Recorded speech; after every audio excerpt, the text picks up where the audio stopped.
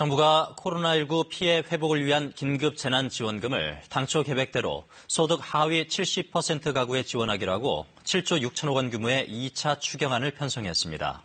다만 공시가 15억 원을 넘는 부동산 소유자나 연 2천만 원을 넘는 금융소득자는 지급 대상에서 제외하기로 했습니다. 오수호 기자의 보도입니다. 정부는 긴급 재난지원금 지급 대상을 소득 하위 70%로 유지하기로 했습니다. 1,487만 가구가 최대 100만 원을 받는데 기준은 지난달 건강보험료입니다. 긴급성과 형평성, 한정된 재정 여력 등을 종합 감안하여 많은 토의와 고민 끝에 결정한 사안입니다.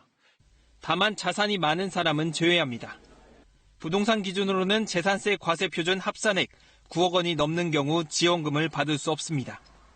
공시가격으로 15억 원, 시가로는 20억 원에서 22억 원이 넘는 집이 있다면 제외됩니다. 금융소득이 1년에 2천만 원이 넘는 사람도 재난지원금을 받을 수 없는데 이자율 연 1.6%의 3년 만기 정기예금으로 12억 5천만 원의 예금이 있는 수준입니다.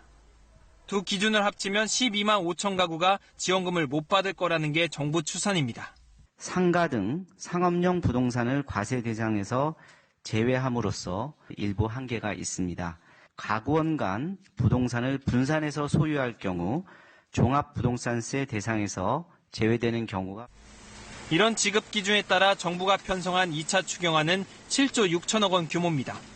계획보다 5천억 원이 늘었는데 국채 발행 없이 모두 올해 본 예산 지출을 줄이거나 기금을 활용해 조달하기로 했습니다.